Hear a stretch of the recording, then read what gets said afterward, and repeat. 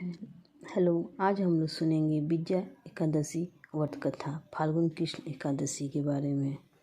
तो आइए हम लोग सुनते हैं। बहुत पहले की बात है।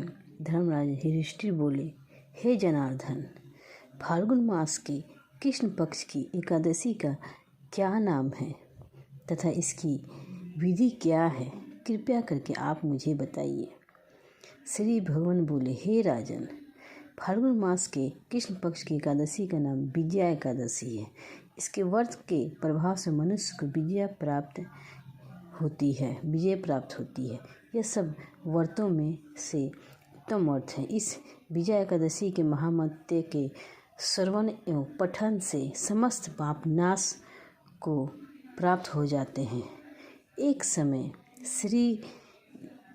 समय देवर्षि नारद जी ने जगत पिता ब्रह्मा जी से कहा, महाराज, आप मुझसे फाल्गुन मास के कृष्ण पक्ष की एकादशी विधान कहिए। ब्रह्मा जी कहने लगे, हे नारद, विजया एकादशी का व्रत पुराने तथा नए पापों को नाश करने वाला है।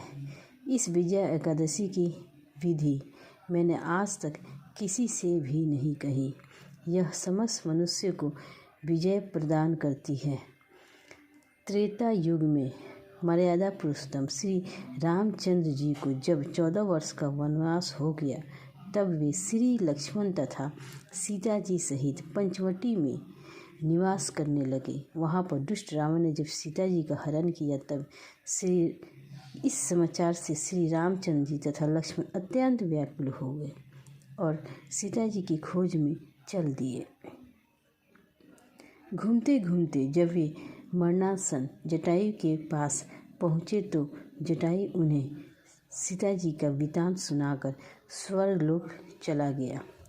कुछ आगे जाकर उनकी सुग्रीव से मित्रता हुई और बाली का वध किया। हनुमान जी ने लंका में जाकर सीता जी का पता लगाया और उनसे श्री रामचंद्र जी और सुग्रीव की मित्रता का वर्णन किया। वहाँ से लौटकर हनुमान जी ने भगवान राम के पास आकर सब समाचार कहे। श्री रामचंद्र जी ने वानर सेना सहित सुग्रीव की संपत्ति से लंका को प्रस्थान किया। जब श्री रामचंद्र जी समुद्र से किनारे पहुँचे, तब उन्होंने मगरमच्छ आदि से युक्त उस अगाध समुद्र को देखकर लक्ष्मण जी से कहा, इस समुद्र को हम किस प्रकार पार करेंगे। श्री लक्ष्मण ने कहा, हे पुराण पुरुषोत्तम, आप आदि पुरुष हैं, सब कुछ जानते हैं। यहाँ से आधा योजन दूर पर कुमारी द्वीप में वकदालव्य नाम के मुनि रहते हैं। उन्होंने अनेक ब्रह्मा देखे हैं। आप उनके पास जाकर इसका उपाय पूछिए। लक्ष्मण जी ने इस प्रकार के वचन सुनकर श्री रामचंद्र जी वकदालव्य ऋषि के पास गए और उनको प्रणाम करके बैठ गए। मुनि ने भी उनको मनुष्य रूप धारण किए हुए पुराण पुरुषोत्तम समझकर उनसे पूछा कि राम, आपका आना कैसे हुआ। राम जी कहने लगे, हे ऋषि, मैं अपनी सेना सहित यहाँ आया हूँ और राक्षसों को जीतने के लिए लंका जा रहा हूँ। आप कृपा करके समुद्र पार करने का कोई उपाय बतलाइए। इसी कारण आपके पास आया हूँ। वाक्लब्ध ऋषि बोले, हे राम, फाल्गुन मास के कृष्ण पक्ष की एकादशी का उत्तम व्रत करने से निश्चय ही आपकी विजय होगी। साथ ही आप समुद्र भी अवश्य पार करेंगे। इस व्रत की विधि यह, दशमी के दिन स्वर्ण, चांदी, तांबा, मिट्टी का एक घड़ा बनाएं। उस घड़े के जल से भरकर 5 पल्लव रख वेदिका पर स्थापित करें। उस घड़े के नीचे संतन जा और ऊपर जौ रखें।